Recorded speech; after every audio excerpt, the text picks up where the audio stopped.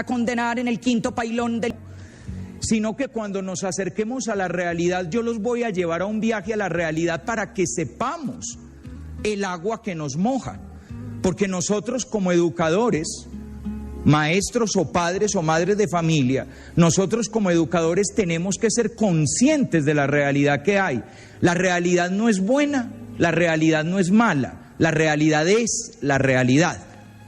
Y uno tiene que trabajar con esa realidad. No nos podemos quedar en la nostalgia de los tiempos idos o en el deseo de los tiempos por venir, por dos razones. La primera, porque los tiempos idos están idos, ya no son. Yo no sé si los jóvenes de la década del 50 eran más sanos que los jóvenes que nos tocaron ahora. No sé si eran mejores. No sé si el hecho de que la muchachita a los 18 años recibiera al novio por la ventana, con la vigilancia de la abuela que estaba bordando ahí en la sala, y un perro, no sé si eso era mejor que la muchachita atendiendo al novio en la pieza de ella con la puerta cerrada, la grabadora a todo volumen y los dos oyendo, el iPod a todo volumen y los dos oyendo música del mismo iPod, un cable para allá, otro cable para allá y para que alcance el cable bien cerquita, el uno del otro. El problema no es si es mejor o es peor, el problema es que vivimos en el año 2008 y no en 1958. Y el duelo, porque hay gente que esto le cuesta un duelo, el duelo de aceptar que el mundo de hoy es otro mundo, lo tenemos que elaborar. No nos podemos quedar en la melancolía, la morriña. Ay, es que antes éramos respetuosos. Listo, hoy es lo que es. Estos niños y jóvenes de hoy son lo que son. No tienen la culpa de ser lo que son, porque este es el mundo que les tocó vivir y no tienen otro. Los que tenemos más edad podemos hacer comparaciones porque nosotros tuvimos otro mundo y ahora tenemos este, pero ellos no tienen otro mundo que comparar. Por ejemplo, ya cayeron en la cuenta de que los pelados que tienen hoy 18 años siempre han vivido en un mundo en el que no hubo muro de Berlín. Ellos no pueden comparar. Cuando les hablamos de la Guerra Fría no entienden eso que era. Ellos no han vivido un segundo con miedo a que haya misiles balísticos apuntando hacia diferentes lugares del mundo. Los que éramos niños en la década del 60 vivimos eso. Vivimos la crisis de los misiles. Vivimos esa tensión de los espías con acento de Frasco, Carrasco, que hablaban así como rusas. Y hoy en día no. En cambio, ellos viven en un mundo del terrorismo que tumbó las Torres Gemelas. En ese mundo es en el que a ellos les tocó vivir. Han caído en la cuenta que los únicos movimientos guerrilleros que conocen los adolescentes de hoy son estos sátrapas de las FARC, encargados de secuestrar personas, lanzar cilindros bomba, destruir vidas, y que ellos no tuvieron la oportunidad de esa guerrilla idealista que estaba buscando la liberación popular del pueblo para desalambrar la humanidad y que todos fuéramos hermanos. No, a ellos no les tocó eso. Eso nos tocó a los setentunos. Los setentunos conocimos ese mundo. Los niños del 2000 no conocieron ese mundo. Por eso no podemos quedarnos pensando en que el tiempo pasado fue mejor, porque el tiempo pasado es pasado, ya no existe. Y tampoco hemos llegado a un futuro por venir maravilloso. Ese apenas lo estamos construyendo. Y de hecho la propuesta de hoy es que construyamos ese futuro. Pero no nos quedemos pensando, es que deberían ser. Sí, deberían ser, pero no son. Lo que hay es lo que hay. Eso es lo que tenemos, eso es lo que vamos a conocer. Y esas son las las advertencias iniciales que yo hago. Una primera advertencia de no me capten con valor moral mis afirmaciones. No voy a hablar de lo correcto o lo incorrecto, lo puro, lo impuro, lo adecuado o lo inadecuado. No me capten valor moral. Y segundo, vamos a trabajar a partir de la realidad que hoy existe, porque es la realidad que hoy existe. No voy a plantear que qué lástima que esta sea la realidad que hoy existe, no. Es la realidad que hoy existe y trabajemos con la realidad que hoy existe. Dicho eso, sigamos para adelante. Umbral, como abrebocas, una historia. A los 13, casi 14, Javier. Era solo un muchacho de grado séptimo, con sus 13 años, casi 14, disimulados por su buena estatura y por su porte de jovencito mayor. Era solo un muchacho con las preguntas propias de su edad, con el deseo de entender sus sentimientos, con el anhelo loco de tener a alguien que se preocupara por él y le dijera alguna vez, te quiero. Era solo un muchachito de colegio, un casi niño disfrazado de más maduro, orgulloso de su naciente bigote, satisfecho porque siempre había alguna que se fijara en él. Era solo un muchacho con su sexualidad de preadolescente inexperto, con sus miedos, con sus preguntas, con sus curiosidades, con su honesto deseo de conocer y con sus ganas inmensas de vivir nuevas experiencias y hacer realidad sus sueños. Era solo un muchacho de grado séptimo, con sus 13 años, casi 14, se llamaba Javier. Recuerdo que un día después del descanso fue a mi oficina para contarme una gran noticia. Los ojos le brillaban de alegría mientras me decía que había logrado cuadrarse con una de las muchachas más bonitas de su unidad residencial. Ella era mayor que él, tenía 18 años. Pero Javier decía que esto no era problema, pues según ella misma, él era un muchacho muy maduro para su edad. Al principio todo fue como siempre, la declaración de amor, el papelito escrito con la anotación de eres muy especial y aquello de nunca cambies, te quiero resto. El dinero recogido con gran sacrificio para la primera invitación a cine, los ratos eternos hablando por teléfono y los primeros besos, las primeras caricias y la sensación preciosa de que eso que la gente llama amor era verdaderamente un paraíso en la tierra. De un tiempo para acá Javier cambió. Ya no se le notaba en el rostro la alegría, ya no le brillaban los ojos, ya no corría a mi oficina para contarme los últimos pormenores de su conquista. Parecía huir de mí, parecía duro, parecía como si sus tiernos 13 años, casi 14, se le hubieran vuelto en un momento 20 o 30 insoportables años de vida y experiencia. Sufría, pero callaba. Por más que intentaba acercarme a él, solo encontraba monosílabos que me cerraban el acceso a su corazón. Mientras tanto, él se seguía consumiendo. El rendimiento en los estudios bajaba, las quejas de los profesores crecían y su preadolescencia se iba muriendo debajo de la pesada carga de una adultez prematura. Un día hizo algo grave en el colegio. Se tomó la determinación de sancionarlo fuertemente. Yo lo llamé para hablar con él, para insistir una vez más, a ver si con la excusa de la sanción disciplinaria al fin me decía algo. Hice preguntas, amenacé con la sanción, le hice ver una y otra vez la delicada situación en la que estaba. Sin embargo, Javier solo subía y bajaba los hombros en señal de resignación trágica a su suerte, mientras me respondía de mala gana con 3 o 4 palabras inexpresivas. Luego, molesto por la reacción del muchacho, acorralado, sin saber qué más decirle o cómo más preguntarle, lo miré a los ojos y le dije, ¿usted qué es lo que quiere? ¿Tirarse la vida? Y él respondió, más puta que ya está, más puta de lo que ya está. ¿Acaso no era este el mismo muchacho que hacía apenas unas semanas hablaba del paraíso en la tierra, de lo bello que era sentirse querido, de lo lindo que era tener a alguien a quien amar? Intuyendo lo que le pasaba, pregunté, ¿pelearon? Me dijo que no. Entonces volví a preguntar, ¿te utilizó? Y sin decir palabra, me abrazó y se echó a llorar.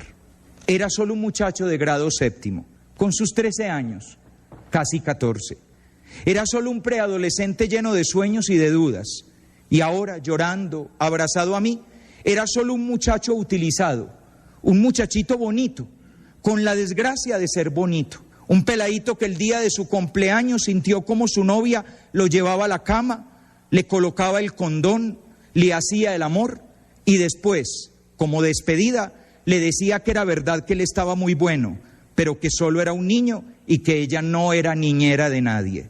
Era solo un muchacho que desde que eso pasó sentía asco y vergüenza y no sabía por qué. Era solo un muchacho que llevaba varias semanas sin ganas de vivir, encerrado en su cuarto, mirando por la ventana deseando tener el valor de quitarse la vida. Era solo un muchacho que sentía que su vida había quedado tirada, que ya no valía la pena creer en paraísos en la tierra y que sentía con dolor que los juegos de la infancia se hubieran marchado para siempre. Era solo un muchacho que no podía entender por qué su primo lo felicitaba por algo que a él lo hacía sentir avergonzado y por qué los amigos lo envidiaban cuando él preferiría morirse. Era solo un muchacho asustado, un casi niño del que habían abusado sexualmente en nombre del amor, la libertad y la masculinidad. Era solamente Javier. Y mientras yo lo consolaba, mientras procuraba hacerle entender que esta estúpida sociedad machista cree que nos hace grandes cuando nos rompe el corazón y nos pone a vivir a la altura de los genitales, yo pensaba en todos los muchachos y muchachas de alma rota, todos los otros niños y niñas víctimas de las burlas y los insultos de quienes los presionan para que se inicien pronto sexualmente, víctimas también de aquellas personas a las que ellos y ellas quieren amar, pero que solo desean poseerles como se posee un objeto hermoso y nada más.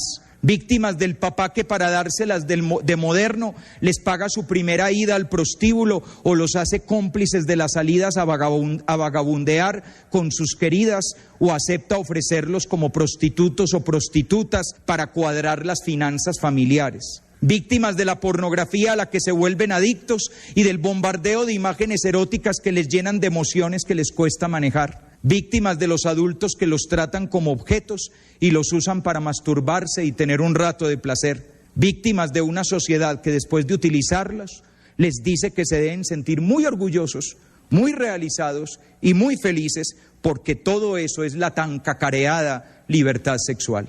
Esta es la realidad de los muchachos y muchachas de hoy. Es verdad que son más liberados, que llevan una vida sexual más activa, que han tenido experiencias dignas de un adulto y que pareciera que supieran mucho más que nosotros. ¿Saben dónde quedan los stripticiaderos de la ciudad? ¿Saben dónde están ubicados los mejores metederos? ¿Saben de relaciones sexuales precoces? Y hasta saben en qué clínica se practican los abortos de emergencia. Saben mucho, es cierto, pero pareciera que desconocieran por completo el lenguaje del amor, que no supieran dónde se esconde realmente la dulzura y dónde se puede hallar con certeza la felicidad, esa en la que no hay necesidad de pensar si valió o no valió la pena haber amado y haber nacido. Por todos los Javieres que han llorado sobre mi hombro, por todos los que lloran en los hombros de alguien, porque fueron usados y no amados, por los que lloran a solas y se tragan sus secretos, por todos los que despertaron traumáticamente a su vida sexual, por todos ellos y ellas quiero dar esta conferencia y quiero hacer una invitación para que ustedes, padres y educadores, hagan todo lo que esté a su alcance para hacer entender a sus niños y niñas que el amor sí existe y que cuando la sexualidad es vivida como signo profundo de este amor, no es una tragedia, sino verdaderamente el paraíso en la tierra. Con ese umbral arrancamos. Aclaremos términos, muy importante. Sexualidad. La sexualidad es una dimensión esencial de nuestra humanidad. Nos constituye como seres personales, nos provee identidad y nos abre a la experiencia de la alteridad. Todas las palabras que están puestas ahí, todas son importantes. La sexualidad es una dimensión, no una parte, sino una dimensión. Fíjense la diferencia tan grande que hay entre parte y dimensión. Un dedo es una parte de la mano, pero la piel es una dimensión de la mano, porque toda la mano tiene piel, toda la mano tiene vida, toda la mano tiene uso, toda la mano tiene fuerza, toda la mano tiene ternura. En cambio, un dedo es solo una parte. Un error que se comete cuando miramos la sexualidad es creer que la sexualidad es una parte del ser humano Y en cuanto creemos que es una parte del ser humano, inmediatamente asumimos que esa parte del ser humano es la parte sexual. Y creemos que la parte sexual del ser humano son los genitales. Y por eso la vida sexual termina girando alrededor de los genitales, como si la vida sexual no tuviera otras realidades diferentes en la realidad del ser humano. Una sexualidad centrada en los genitales hace que solamente se pueda vivir con los genitales, como si las manos no tuvieran que ver con la vida sexual, la mirada no tuviera que ver con la vida sexual, los labios no tuvieran que ver con la vida sexual, la sonrisa, el latir del corazón. Todo eso tiene que ver con la vida sexual, porque la vida sexual es una dimensión completa de la humanidad. Por eso, primera aclaración, la sexualidad es una dimensión esencial. Si le quitas la sexualidad a un ser humano, destruyes la humanidad del ser humano. El ser humano tiene sexualidad y no puede dejar de tenerla. Lo que pasa es que la sexualidad se vive y se ejerce de diferentes maneras. Y al vivir y ejercerse de diferentes maneras, hay personas, por decir algo, que optamos por la castidad de la virginidad por el reino de los cielos. Pero eso no quiere decir que no vivimos la sexualidad. No, nos llevó el que nos trajo si no viviéramos la sexualidad. Porque la sexualidad es una dimensión del ser humano completo. Esa dimensión del ser humano, que es la sexualidad, nos constituye como seres personales. Es decir, la sexualidad hace parte de lo que nos hace personas. Las grandes dimensiones que hacen persona a la persona. Un perrito es muy lindo, pero un perrito no es una persona. Y un perrito no es una persona, así sea muy lindo, porque un perrito no conoce, no tiene la dimensión epistémica, no tiene la dimensión del conocimiento, de la indagación por el conocimiento del mundo. Un perrito no toma decisiones morales, no toma decisiones éticas, no sabe qué es bueno y qué es malo. Por eso cuando usted llega a la casa y el perro labrador que tiene le ha destruido los muebles, el perro no ha hecho nada malo, porque el perro no sabía que comerse los muebles era malo, no tiene ética. Los que tenemos ética somos los seres humanos. De esa misma manera, el perrito no tiene sexualidad, tiene instinto sexual. Y tiene instinto sexual orientado a la reproducción. Y por eso, cuando las perras están en celo, aúllan todos los perros del barrio. Y ellos no se ponen a plantear, ustedes se han dado cuenta que el perrito no se pone a plantear cuál es la estrategia de cortejo más efectiva. Le llevo flores, le llevo un hueso, le ladro al oído, le digo palabras dulces o palabras obscenas para excitarla bastante. No es necesario, eso funciona. Y funciona instintivamente, automáticamente. Hasta en las especies animales donde hay algún tipo de cortejo, ese cortejo está determinado instintivamente. Usted no tiene la posibilidad, el animalito no tiene posibilidad de ser creativo, voy a cambiar la manera de extender las alas y moverme, porque siempre extienden las alas y se mueven de la misma manera cuando están cortejando a la hembra. Nosotros, los seres humanos, tenemos capacidad de hacer ciencia, eso nos hace personas. Tenemos capacidad de optar éticamente, tenemos espiritualidad, capacidad de plantearnos preguntas por nuestro espíritu, tenemos conciencia de nosotros mismos y tenemos sexualidad. La sexualidad nos hace personas. Pero fuera de eso, al hacernos personas nos da identidad. Uno tiene identidad de sí mismo en cuanto ser con sexualidad. Por eso es que uno se siente hombre, se siente mujer, o se siente otra cosa. No me voy a meter ahora en la variedad de, porque hoy se habla del tercer sexo o el cuarto sexo, lo que sea, pero uno se siente algo, es una conciencia de sí mismo. Que no les pase como un pastucito que fue a pedir un trabajo y entonces están llenando el formulario de inscripción. Nombre, Julio Alberto, apellido, Triviño Jiménez, lugar de nacimiento, Túquers, sexo, solo una vez en Ipiales y me cogieron. La sexualidad es parte de la conciencia que uno tiene de sí mismo. Uno se identifica y se ve a sí mismo como un ser sexuado. Uno no puede separar esa realidad. La sexualidad es parte de lo que uno es. Y además nos abre a la experiencia de la alteridad. ¿Qué es la experiencia de la alteridad? Nos abre a la experiencia del otro. La sexualidad es justamente lo que nos hace capaces de acercarnos al otro, querer al otro, interesarnos por el otro, tener sentimientos, cualquiera que sea la gama de sentimientos hacia el otro, y el otro es el otro. Es decir, el otro es mi hermano, mi hermana, mi amigo, mi amiga, mi papá, mi mamá, el perro, el gato, el mundo, la creación, la naturaleza, los compañeros, mi novia, mi novio, mi esposo, mi esposa. Porque es que tenemos reducida la sexualidad, que es la relación entre un hombre y una mujer para irse para la cama. Eso no es la sexualidad. Todo en la vida tiene sexualidad. Porque la sexualidad está presente en todo lo que nos hace personas, y nosotros somos personas todo el día, a toda hora y en todo momento. Y es todo lo que nos abre a la relación con los demás, y nosotros estamos constantemente abiertos a la relación con los demás. Y todo lo que hacemos está marcado por la sexualidad, no por los órganos genitales, sino por la sexualidad. Miren, ¿ustedes han visto alguna vez unas peladas de colegio jugar fútbol? En el colegio de nosotros tenemos unas niñas muy buenas para el fútbol. De hecho, una de ellas está ahora en la selección sub-17 que va al Mundial. Ojalá la lleven porque como que la convocan, la desconvocan, la vuelven a convocar, tienen un grupo flotante. Es una niña de un gran dominio del balón, pero de todas maneras, ¿es igual a cómo juegan los hombres? No, ¿por qué? Porque hay sexualidad de por medio, y la sexualidad de por medio hace que la manera como se mueve una niña, como celebra una niña, como hace un foul una niña, es diferente a la manera como se mueve un varoncito, la manera como celebra un gol un varoncito, la manera como hace foul un varoncito. Son maneras diferentes. Una vez estaba yo dando unos retiros en una casa de retiros en Medellín, y se metió un murciélago a una habitación de una niña. Yo ya les había dicho, hasta mañana, mis amores, nos vemos mañana y tal. Cuando de pronto oigo a lo lejos, ¡ah!, unos gritos y tal, y llego y hay una niña, ¡ay, Juan Jaime!, y llorando, ¡ay, amiguis!, y las unas pegadas a las otras, ¿qué pasó? ¡Ay, es horrible! ¡Ay, un murciélago! Yo hasta hice el chiste bobo de, cuidado, de pronto es Batman y tal, y conoce usted esta noche un hombre bien misterioso.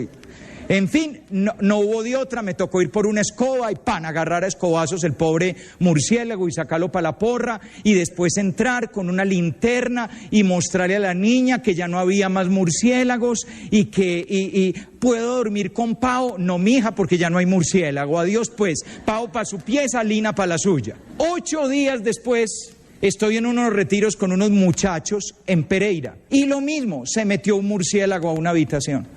Ya los había mandado yo a dormir cuando oigo la bullaranga, pero no hay niños llorando, ni se están apoyando unos a otros, amiguis, no, nada de eso. Tienen agarrado el murciélago, le prendieron un cigarrillo y lo pusieron a fumar. Y aquí me tocó fue rescatar al murciélago, no rescatar a la niña. ¿Por qué? Porque somos diferentes, porque todo tiene sexualidad. ¿Cómo celebran un gol las niñas? ¡Ay, gol, gol, gol! Y los niños, bien, hijo de tantas, bien. Porque todo tiene sexualidad. En todo, cuando miramos, cuando nos indignamos, cuando queremos, cuando nos declaramos, cuando estamos tristes o estamos tristes. En todo lo que vivimos hay sexualidad.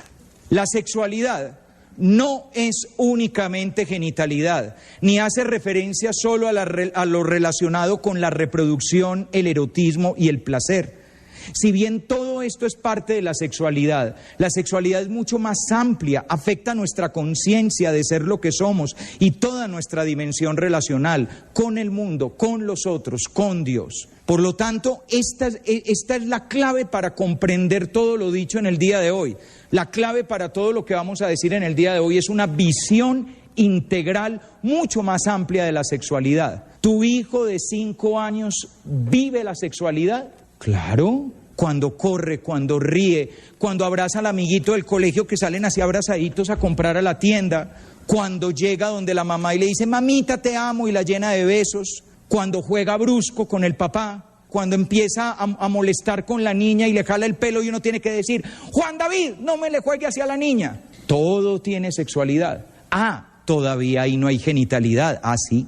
Por eso no circunscribamos la sexualidad a la simple genitalidad, porque entonces la hacemos depender única y exclusivamente del uso de unos órganos genitales.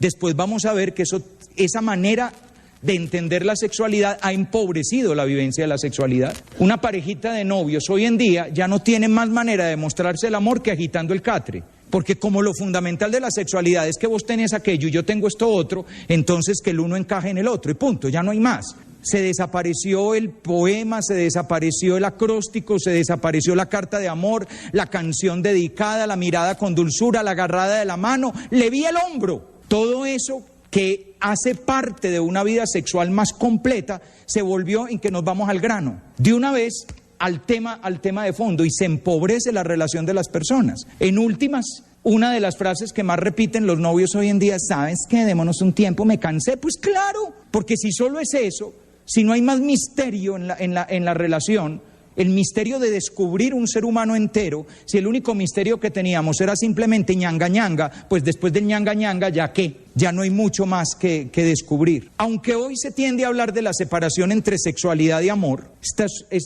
es una realidad muy en boga hoy en día. No es necesario amar para tener sexo, esa es la afirmación. Realmente la sexualidad está íntimamente relacionada con la dimensión afectiva del ser humano. El ser... Así como una dimensión del ser humano es el conocimiento y una dimensión del ser humano es la ética, una dimensión del ser humano es su capacidad de amar y una dimensión del ser humano es su sexualidad y todo eso está mezclado.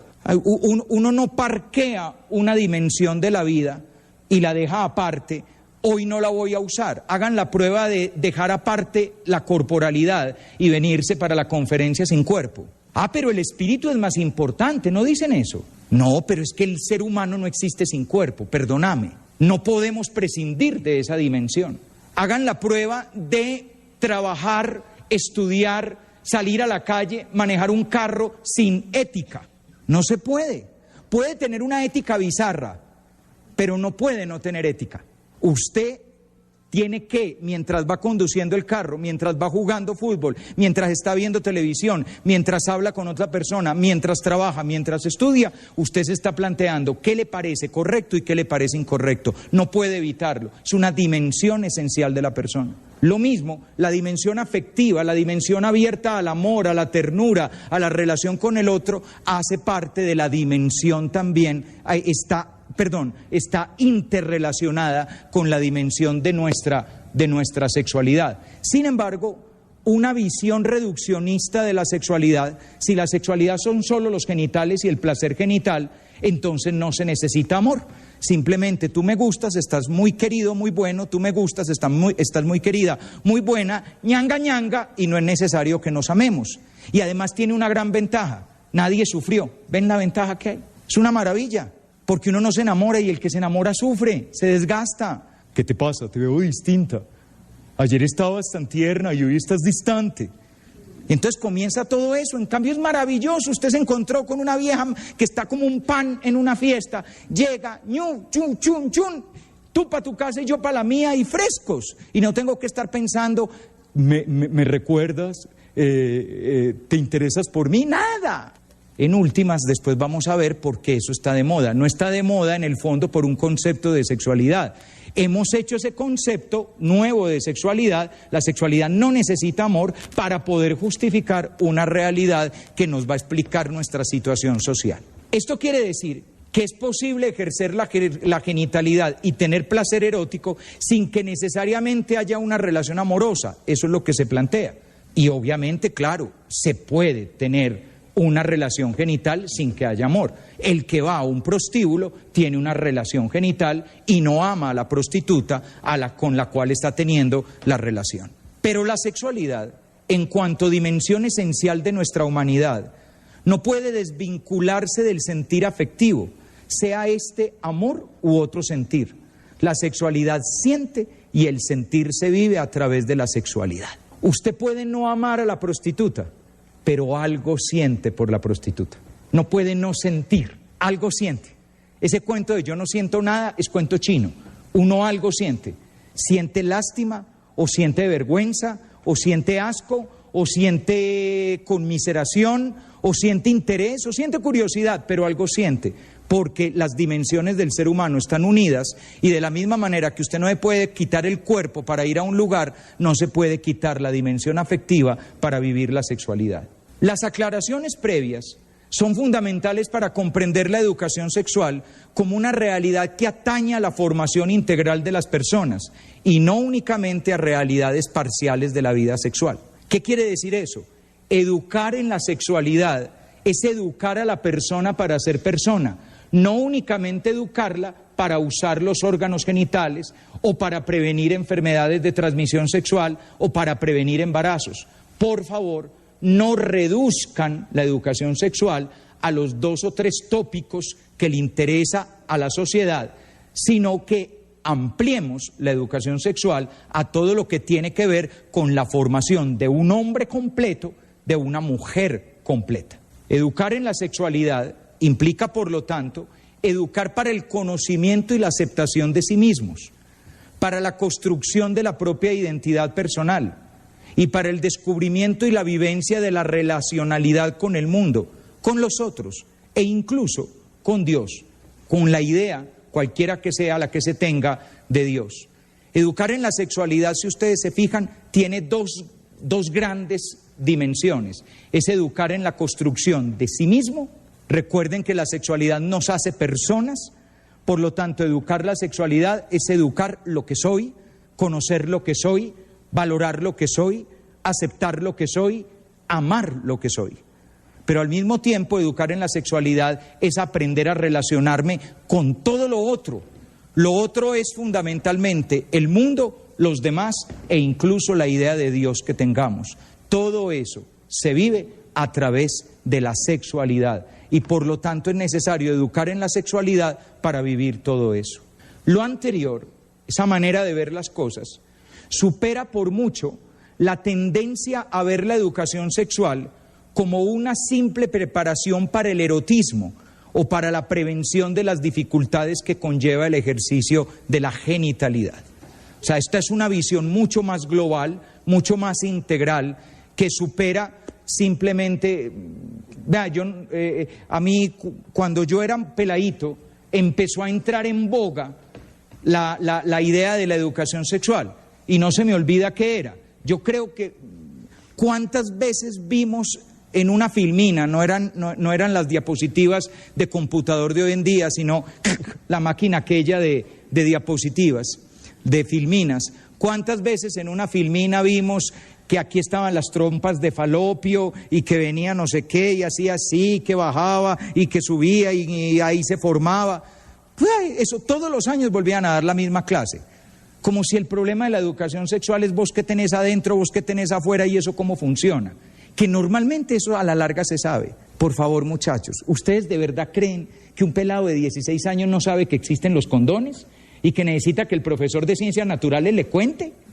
Son tan bajados del zarzo los que hablan de educación en este país que de verdad creen que el problema de los adolescentes es que no saben que existen los medios de protección contra las enfermedades. No, lo que pasa es que ellos creen que a mí no me va a dar.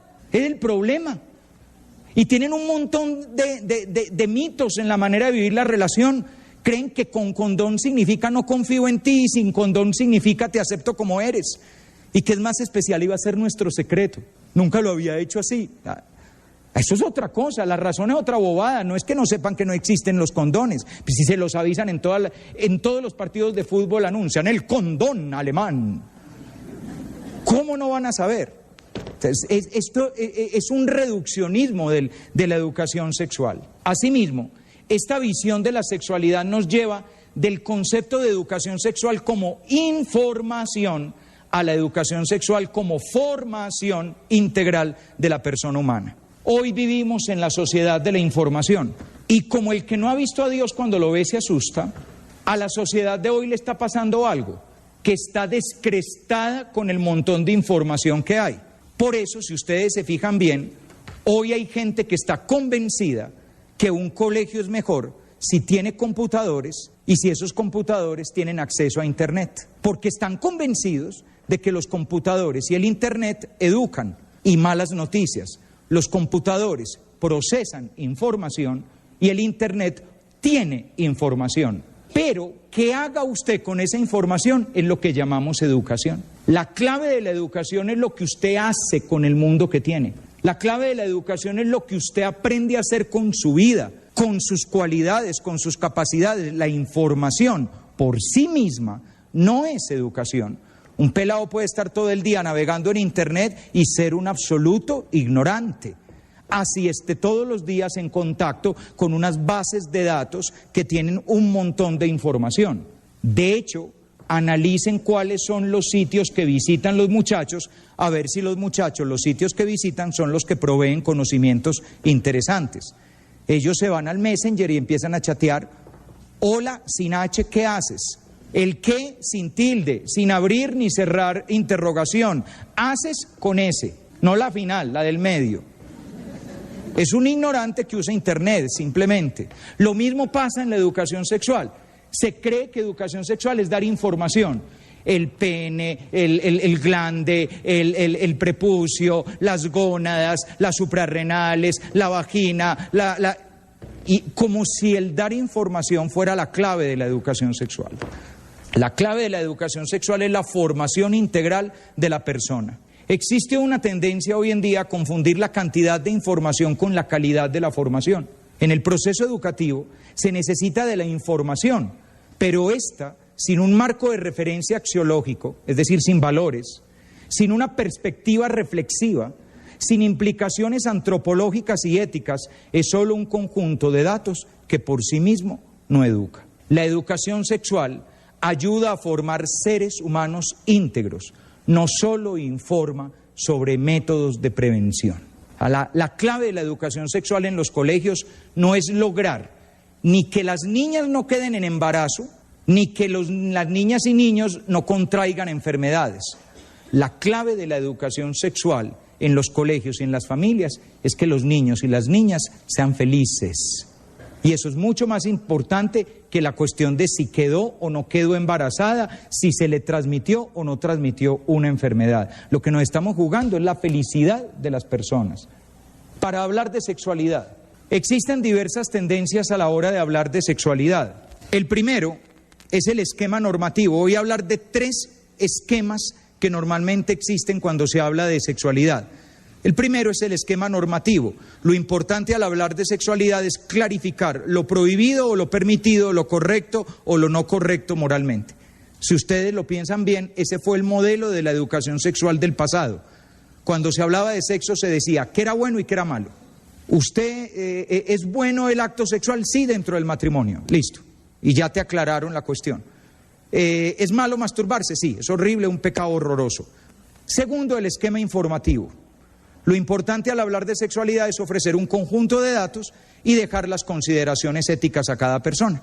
Entonces yo le digo un montón de datos, los órganos, las enfermedades, los medios de prevención, las diferentes orientaciones sexuales, etcétera, y usted después verá qué hace con eso. Usted qué hace con eso es una decisión suya. Y tercero, el esquema axiológico, es decir, a partir de los valores. Lo fundamental al hablar de sexualidad es mirarla en el contexto de los valores que constituyen a un ser humano como tal, ante sí y ante los otros. Evidentemente, ese es el paradigma que yo les propongo hoy a ustedes. Se trata de una educación sexual desde los valores de la persona, y desde los valores de la persona la información tiene una orientación en valores, y esa orientación de valores tiene una meta. La meta es la construcción integral de uno mismo, la construcción integral de la relación con los demás. Las diversas formas de tratar el tema de la sexualidad están relacionadas con la forma como históricamente en nuestra cultura se ha accedido al tema sexual. De ahí surgen 2 grandes tendencias, una que responde a la otra. Esto es muy clave para entender por qué hoy en sexualidad se dice lo que se dice, sobre todo por qué la gente en los medios de comunicación, los columnistas de los periódicos o de las revistas, por qué dicen lo que dicen, por qué reaccionan como reaccionan ante afirmaciones de la iglesia o cosas por el estilo. Eso se entiende viendo los dos grandes modelos de afrontar el tema de la sexualidad que ha habido a lo largo de la historia. Puede haber más, yo me voy a centrar en estos dos. Primero, lo que llamo yo la visión pesimista de la sexualidad. Es una tendencia a ver la sexualidad como una realidad inclinada per se a la pecaminosidad, a la concupiscencia y a las inclinaciones pasionales o bajas del ser humano. Fíjense, todas las palabras tienen una carga impresionante. Pecaminosidad, lo pecaminoso. Piensen ustedes, ¿el dedo tiene algo pecaminoso? Uno puede hacer cosas muy mal hechas con el dedo, por ejemplo, hundir un botón que destruye el planeta, pero a nadie se le ocurre que un dedo es pecaminoso. En cambio, ese sí es pecaminoso. ¿Ven? La concupiscencia. Cuando se habla de la concupiscencia, alguno de ustedes está pensando en esa atracción malsana que siente un funcionario público por pedirle a una empresa que le pase dinero debajo de la mesa para darle la licitación de la construcción de un túnel.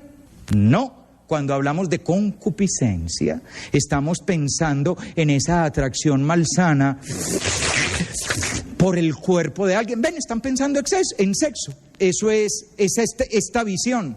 Pasiones bajas. ¿Bajas por qué? ¿Porque los bajitos tienen pasiones? ¿O pasiones bajas porque la zona erógena es baja? ¿Ven toda la carga que tiene este lenguaje? Es impresionante. Cuando usted le habla a alguien de pasiones bajas, la persona no está pensando, uy, sí, yo soy muy egoísta. No, la persona, las pasiones bajas, pues claro, todas esas pasiones bajas, el alboroto promiscuo, de ahí surge el ver la sexualidad como un tema tabú. Tabú significa intocable, de eso no se puede hablar, o se habla bajito. Yo digo mucho que cuando uno está confesando, uno sabe cuándo el pelado empieza a hablar de sexo. ¿Por qué? Baja la cabeza y mira para el piso. Porque es el tema del que es difícil hablar. El pelado llega y, no, pues, que soy resto de grosero con mi mamá, y me duele porque, pues, ella es muy bacana conmigo, y he estudiado poco. Baja la cabeza y se atragantan las palabras. ¿Ven? Ya, va a hablar de sexo. Ya sabe uno que te tocaste a aquello, hombre, ¿no? Muy bien. Esto lleva a concebir el tema de la sexualidad como tabú e incluso concebir la corporalidad misma como elemento secundario, cuando no decadente de la vida humana. O sea, de aquí surgió una visión de que el cuerpo era como la parte maluca de nosotros. Incluso durante una época en la historia de la humanidad, pareciera como si el alma, que es la buena, vive dentro de un cuerpo que es el malo. Y el alma quiere subir y el cuerpo quiere bajar. Y el alma quiere progresar y el cuerpo a no dejarla. Entonces por eso el cuerpo hay que dominarlo. ¿Y cómo se le domina? Dele ayuno, mortifíquelo, hágalo sufrir a ese desgraciado para que aprenda, porque es que el cuerpo es como un caballo desbocado que toca controlarlo, porque donde usted lo deje moverse, el cuerpo lo lleva a quién sabe dónde. Todo esto proviene de esta visión. Esta visión tiene de fondo conceptos neoplatónicos, estoicos, del judaísmo tardío y de una teología moral pesimista ante el cuerpo, el sexo, la mujer y el placer. Ay, muchachos, yo hoy no puedo dar una clase de filosofía de todo esto, pero lo digo resumido. Los pobres cristianos, cuando empezaron a intentar defender su fe con argumentos teóricos, no tuvieron más remedio que agarrar la filosofía que tenían a mano. Y la filosofía que tenían a mano era la filosofía neoplatónica.